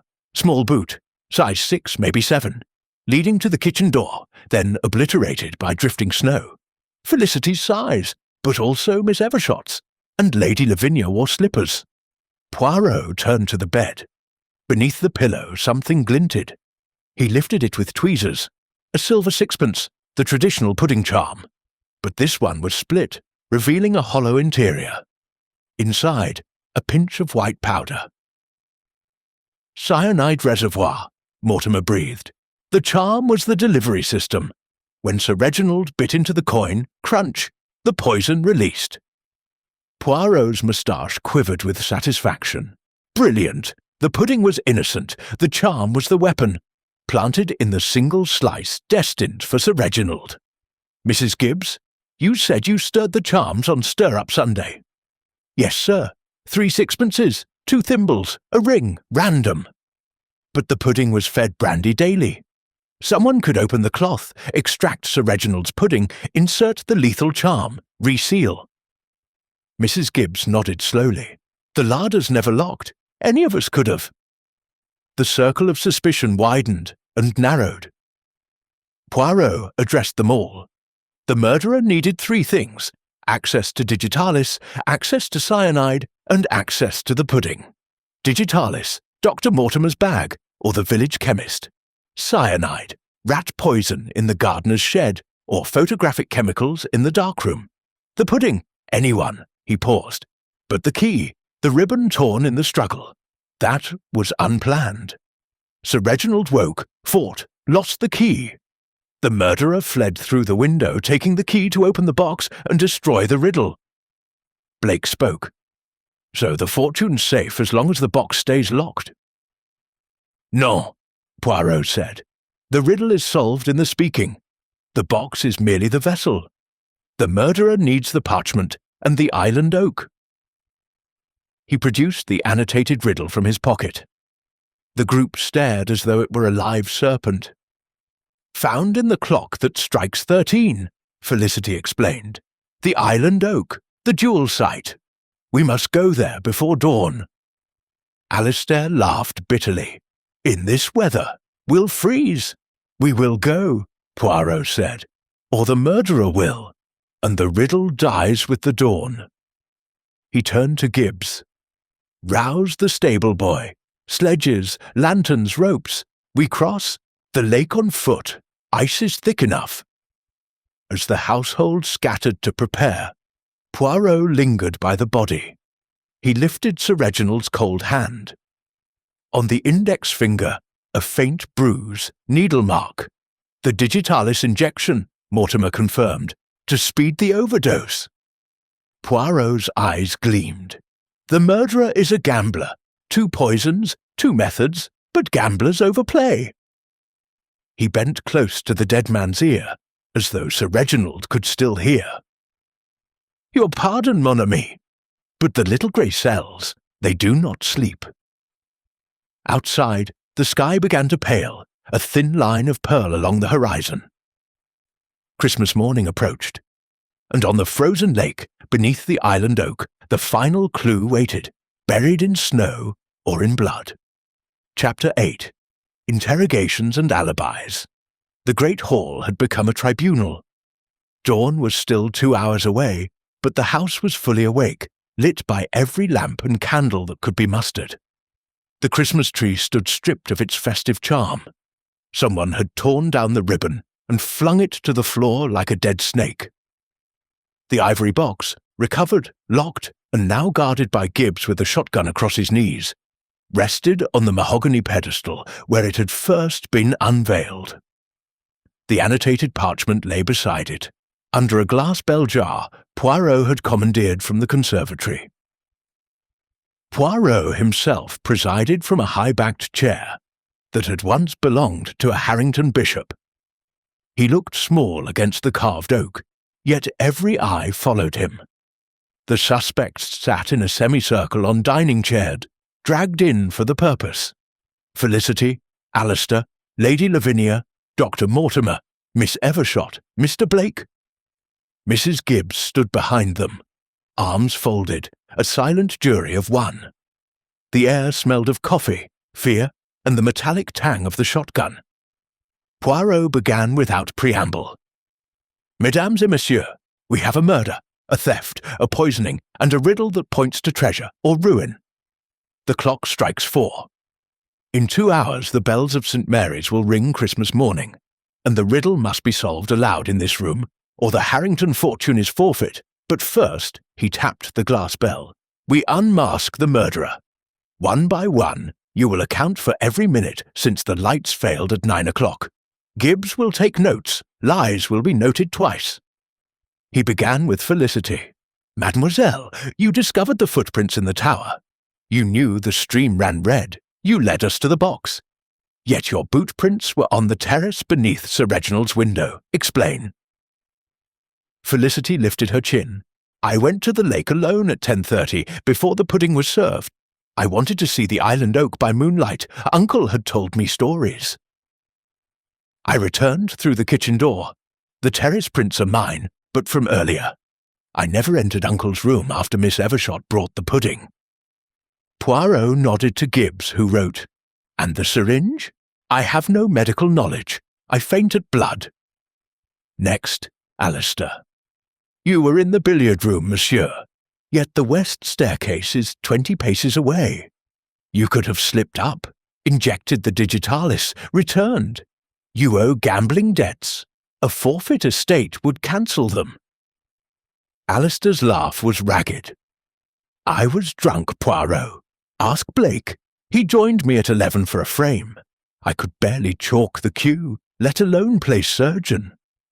Blake confirmed with a curt nod. He was 3 sheets to the wind. I left him at 11:30. Lady Lavinia fluttered. I was in my room from 10 onward. My maid can vouch. She brought me a hot water bottle at 11:15. And left you alone with the connecting door to Sir Reginald's dressing room, Poirot observed. Convenient. The old lady bristled. I'm 68. I don't climb ivy. Dr. Mortimer was next. Poirot held up the brown bottle. You prescribed the digitalis. You have syringes. You pronounced the cause of death with suspicious speed. Mortimer flushed. I examined the pupils. Pinpoint. Classic cyanide. The digitalis was obvious from the arrhythmia. I had no reason to kill my host. Except your book, Poirot said softly. The Harrington Ghosts. A murder would sell copies. Mortimer's mouth opened, closed. Miss Evershot spoke without waiting to be called. I carried the pudding at 12:15. Sir Reginald was reading in bed.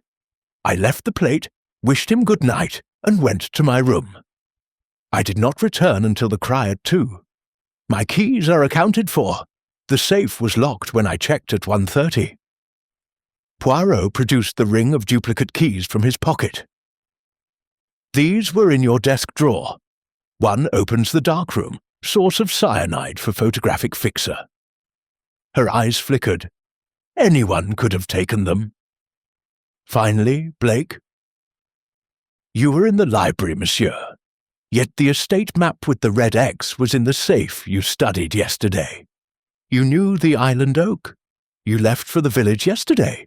Time to post threats. Buy cyanide. Blake's smile was thin. I telephoned my office. Ask the exchange, and I don't climb trees for ribbons. Poirot leaned forward. Then let us reconstruct the timeline precisely. He rose, pacing like a caged tiger. 9 o'clock, lights fail, box stolen. 9:15, lights return, search begins. 10:30, Felicity at the lake alone. 11, digitalis overdose administered. Sir Reginald asleep, no struggle. 11:30, Blake leaves Alistair. 12, pudding served. 12:15, Miss Evershot delivers slice with lethal sixpence. 12:30, Sir Reginald eats, bites coin, cyanide releases. 1 o'clock, murderer climbs ivy, tears ribbon in brief struggle, takes key, escapes via window. 2 o'clock, body discovered. He stopped before the Christmas tree. The ribbon was placed high, 30 feet. A climber, or someone who used the minstrel's gallery, and a fishing rod. Gibbs, the rod from the tackle cupboard.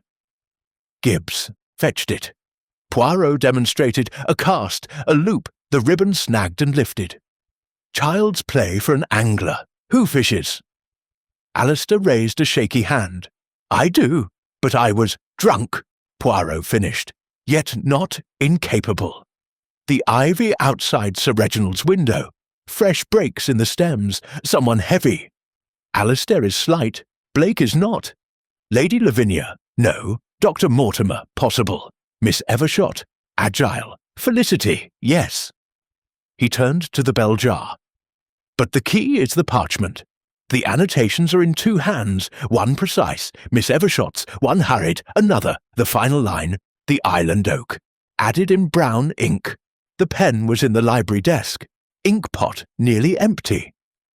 He produced a fountain pen. Whose? Miss Evershot's hand went to her pocket, came away empty. Poirot continued. The murderer needed the parchment to find the treasure before dawn. They hid it in the clock, planted the box in the stream, led us there. But Sir Reginald's death was unplanned.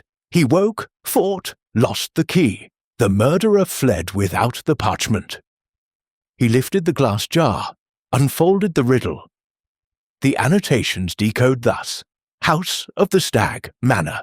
River runs red. Stream. Brother slew brother. Duel 1893. Clock strikes none.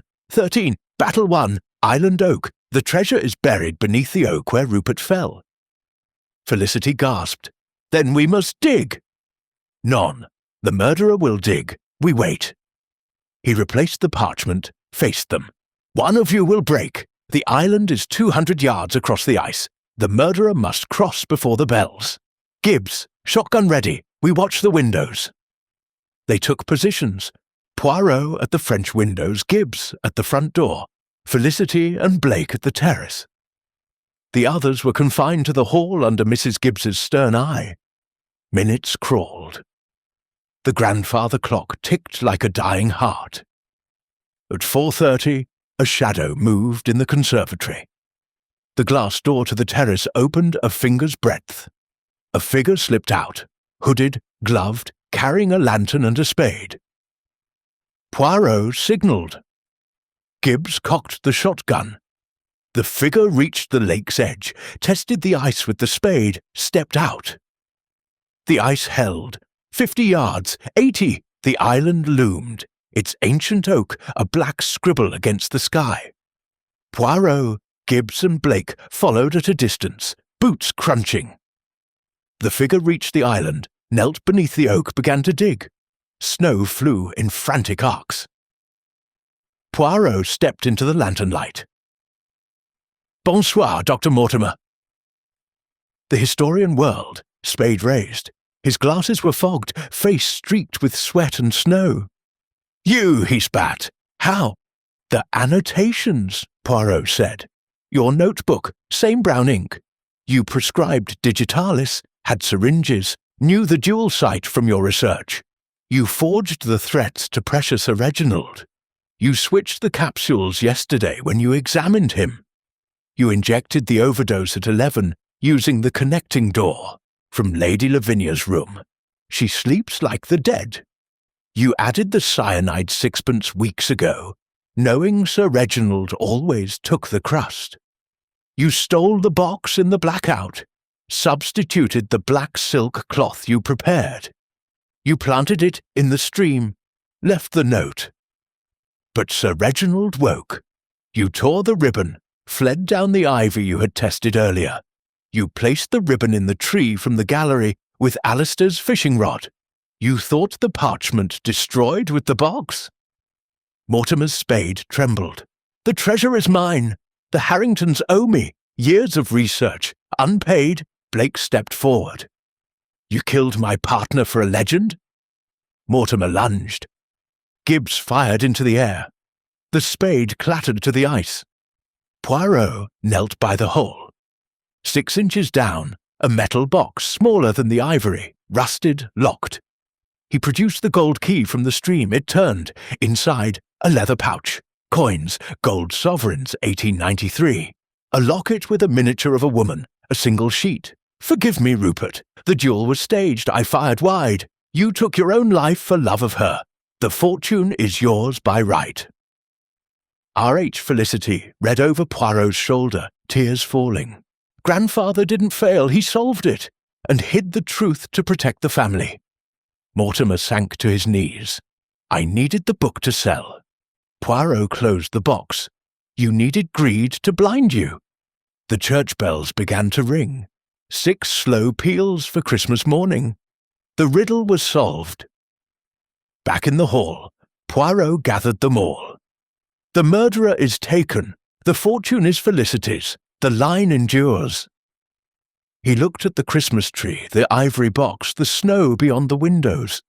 Joyeux Noël, he said softly, and justice. Chapter 9.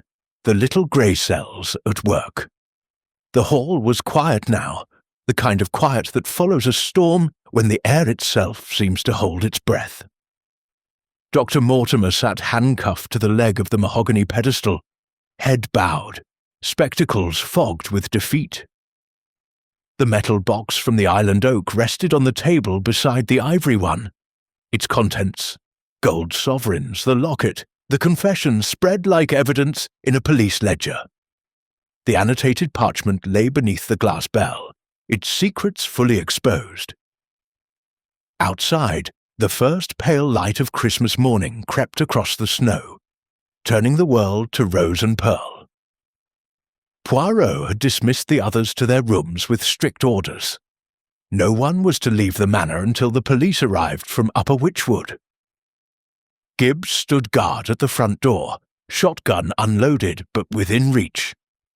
Mrs. Gibbs had brewed strong coffee. The aroma fought valiantly against the lingering bitterness of cyanide and betrayal. Poirot retired alone to the library. He needed silence, space, the orderly rows of leather-bound books to align his thoughts. He closed the door, drew the curtains against the dawn, and took his place in a wing chair by the cold grate.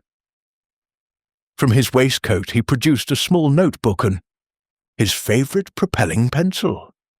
Then, with the precision of a watchmaker, he began to reconstruct the crime, not as it had appeared, but as it truly was. He wrote first in French, the language of his little grey cells. 1. Le Mobile Mortimer, greed masked as scholarly ambition. The book on Harrington ghosts would sell modestly. A solved riddle and a murder would make him famous. He believed the treasure real and substantial, enough to fund a lifetime of research. But the confession proves the fortune was modest, sentimental. He killed for a mirage. 2. L'opportunité digitalis, prescribed by Mortimer, bottle in his medical bag. Cyanide, photographic fixer in the darkroom, to which he had access via Miss Evershot's keys. Sixpence, inserted during one of the pudding's brandy feedings. Mortimer helped in the kitchen on Stir-Up Sunday, claiming historical interest. Blackout, fuse box in the cellar, wire cut with wire cutters from the gardener's shed. Mortimer passed the cellar door at 8:55 p.m. Fetching coal. Ivy climb, tested the week prior while examining masonry for his book. Poirot paused, tapping the pencil against his teeth. The sequence was elegant, but elegance required rehearsal. Mortimer had rehearsed for months. He turned the page. 3. Les Leurs, the ivory box theft, to create chaos, buy time. The stream planting, to lead searchers away from the island oak until he could dig at leisure. The ribbon in the tree, to suggest an outsider or acrobatic thief, deflecting from his own mundane movements. The annotated parchment, to prove his intellectual superiority, taunt the others. Poirot underlined the last point twice. Pride, the murderer's fatal flaw. He closed his eyes, allowing the scene to replay in the theatre of his mind. 9:20 p.m. Lights fail. Mortimer, stationed near the dais, lifts the box, slips the black silk cloth beneath in the same motion. He passes it to his left hand, concealed in the folds of his academic gown. In the darkness, he moves 3 paces to the priest's hole panel, discovered during his research, deposits the box, closes the panel, returns to his place before the lights return. 9:15 p.m. Lights on, chaos. Mortimer joins the search with enthusiasm, ensuring the priest's hole is discovered empty. 10:30 p.m. Felicity at the lake. Mortimer follows at a distance, plants the box in the stream, leaves the note with the gold key, stolen from Sir Reginald's desk earlier, duplicate made by village locksmith under pretext of lost original. 11 p.m. Mortimer visits Sir Reginald under guise of checking heart. Injects overdose of digitalis into the sleeping man's arm. Bruise hidden by pyjama sleeve. 12:15 a.m. Miss Evershot delivers pudding. Mortimer, in the corridor, intercepts her briefly. Message from Lady Lavinia. Distracts her with a question about sherry. Slips into Sir Reginald's room via the connecting door. Ensures the sixpence is in the fatal slice. 12:30 a.m. Sir Reginald eats, bites coin, cyanide releases. Mortimer waits in the dressing room, hears the gasp, enters Tears Ribbon in stage struggle, flees down ivy. 1 a.m. places Ribbon in tree from minstrel's gallery using fishing rod. 4:30 a.m. attempts to cross lake, betrayed by his own annotations. Poirot opened his eyes. The pencil snapped in his fingers. Perfect, except for one detail. The confession. Forgive me, Rupert. Mortimer could not have known its contents unless he had opened the metal box before. But the lock required the gold key, which was inside the ivory box in the stream. Contradiction. Poirot rose, pacing. The gold key was in the ivory box when they recovered it from the stream. Mortimer had planted the box closed. He could not have read the confession. Yet the annotations referenced the duel, the island oak, details only in the confession. Someone else knew. He returned to the hall. Mortimer looked up, defiance crumbling into exhaustion. "You did not act alone," Poirot said quietly. Mortimer's laugh was bitter. "I wish I had. A partner would have been useful." "Then how did you know the confession's contents?" "I didn't. I deduced the oak from parish records. Dual site marked on an old map.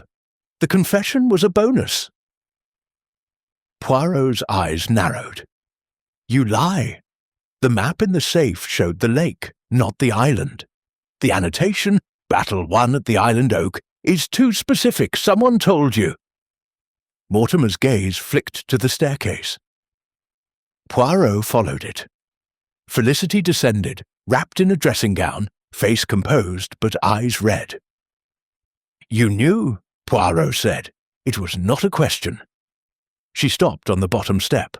"I found the metal box last summer. Uncle showed me the family papers. Thought I should know before he died. The confession was inside. I read it, locked it again, returned it to the safe. I never told anyone." Poirot's voice was gentle. "Yet you led us to the stream. You knew the riddle's clues. I wanted the truth to come out. Uncle was dying anyway, his heart. The riddle was his last chance to redeem the family name. I thought if Mortimer solved it publicly, the confession would be found, the suicide proven. No murder, just tragedy." Mortimer stared at her. "You used me. I used the truth," she corrected. "You used poison." Poirot turned to the group, now reassembled. "Mademoiselle Harrington is innocent of murder, but complicit in deception. She fed Dr. Mortimer clues, subtly, over weeks. The brown ink, the island oak. She hoped to force a confession without bloodshed, but Mortimer's greed outran her plan." He faced Mortimer. "You killed for a book. Mademoiselle risked her inheritance for honor. Both failed." Silence. Then Alistair spoke, voice hoarse. "So, the fortune's safe?" "Safe," Poirot confirmed, "and modest. Enough for debts, pensions, a new roof. No one grows rich, but no one starves." Lady Lavinia dabbed, her eyes. Reggie would have liked that. Miss Evershot stepped forward. "And my pension? Intact. Sir Reginald's will is clear." Blake lit a cigarette. "Then my merger dies with him. No, the land is Felicity's. Negotiate with her." Felicity met his gaze. "At a fair price." Poirot returned to the pedestal. He lifted the ivory box, turned it in his hands. One mystery remains. The original seal, broken by Sir Reginald. Inside, the parchment was pristine. Yet the confession speaks of blood guilt. Why preserve the riddle at all? He opened the box. Beneath the false bottom he had noticed earlier, concealed by a sliver of ivory, lay a second sheet, brittle with age. He unfolded it carefully. "To my heirs, the riddle is a lie. There is no treasure, only shame. Rupert took his life for love of a woman who loved neither brother. I staged the duel to hide the suicide. Burn this house of lies with the riddle. But I was coward. Forgive me. RH 1893. Poirot looked at Felicity. "Your ancestor solved it and rejected it. The fortune was always the land, the name. The riddle was penance." He placed both documents side by side. "Dr. Mortimer, you killed for nothing. Mademoiselle, you risked all for truth. And Sir Reginald, he died believing the riddle could save what was never lost." The church bells rang again. 6 full peals for Christmas Day. Snow began to fall once more, soft as forgiveness. Poirot closed the boxes. The little grey cells have spoken. The case is closed. He allowed himself a small, satisfied smile. Now, who will make the Christmas pudding? I am, after all, still hungry. Chapter 10. The Christmas Morning Resolution. The bells of St. Mary's had finished their 6 solemn peals when the first police motor car crunched up the freshly cleared drive, its headlamps cutting twin tunnels through the softly falling snow. Inspector Graves of the Oxfordshire Constabulary stepped out, collar turned up against the cold, followed by 2 constables and a sergeant carrying a medical bag. They had been summoned by Gibbs at first light, the telephone line miraculously restored after the storm. Poirot met them at the door, impeccable in a fresh suit of dove-grey tweed, his moustache waxed to defiant perfection. Behind him, the hall had been transformed. The Christmas tree relit, garlands straightened, the mahogany pedestal bare, save for a single silver tray bearing coffee and Mrs. Gibbs's scones. The ivory box and its smaller iron twin rested side by side on the table, lids open, contents catalogued on a sheet of vellum in Poirot's neat hand. Dr. Mortimer sat handcuffed to a chair, head bowed, the fight gone out of him. The others stood in a loose semicircle, wrapped in coats and blankets, faces pale but composed. Graves removed his hat, snowflakes melting on the brim. "Monsieur Poirot, telegram said murder. Looks like you've wrapped it up already."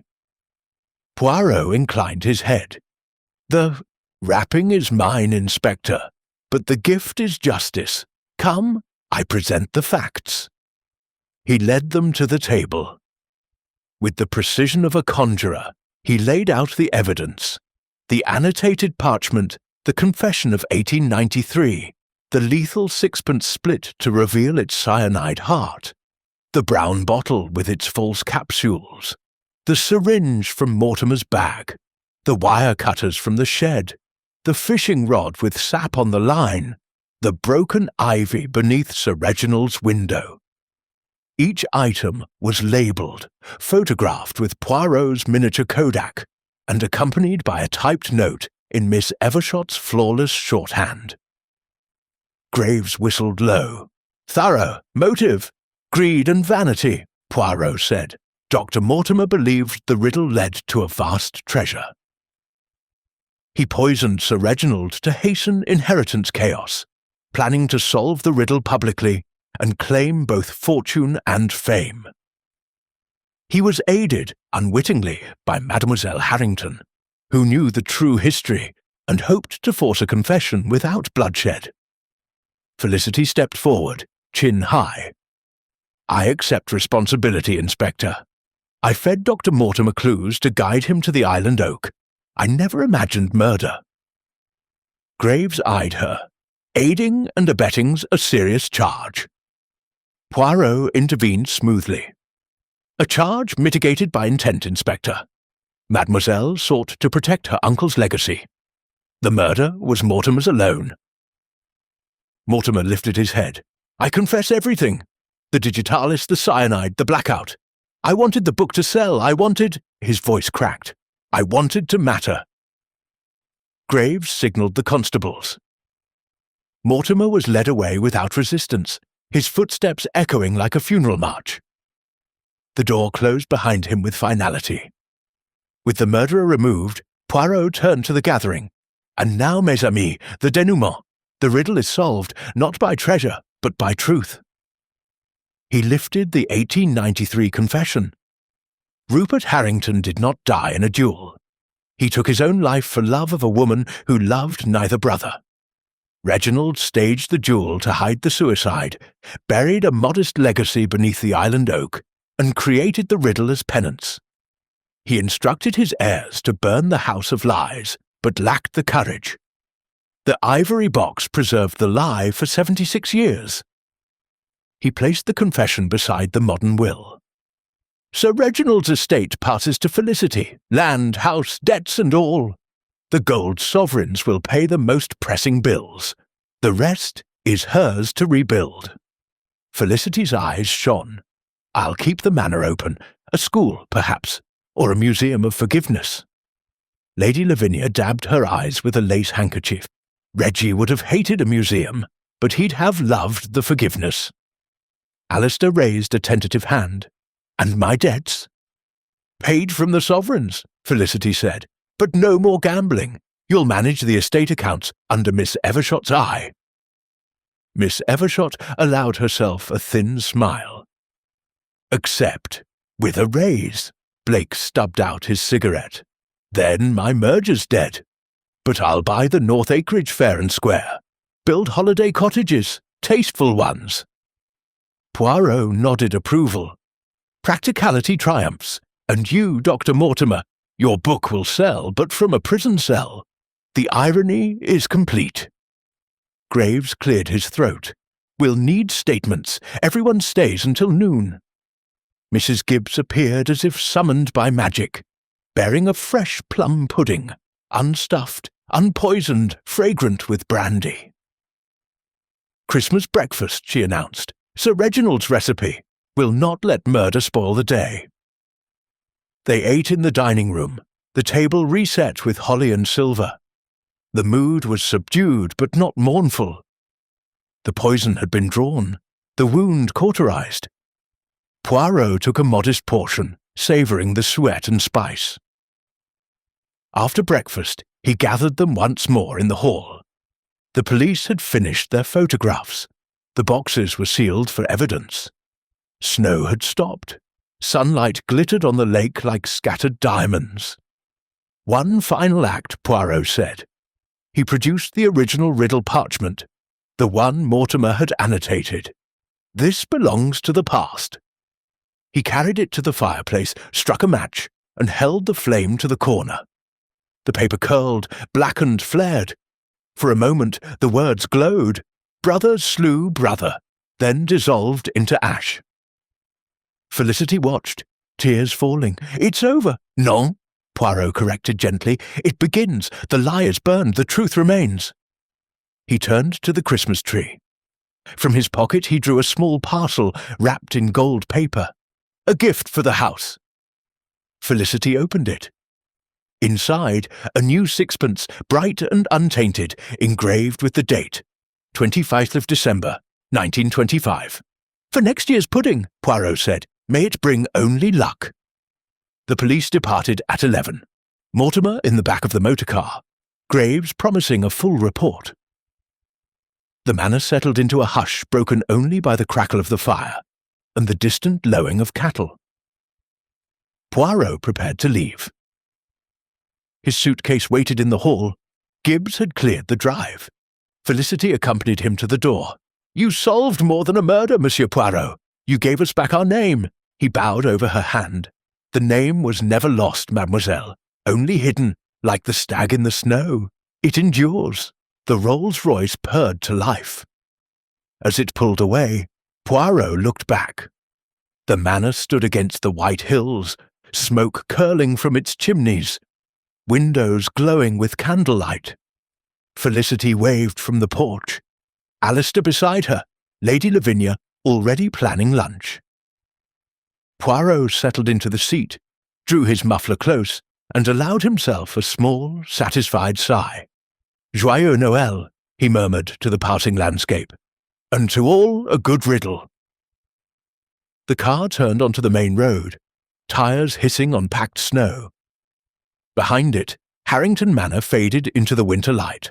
Smaller now, but no longer haunted. The stag had found its footing.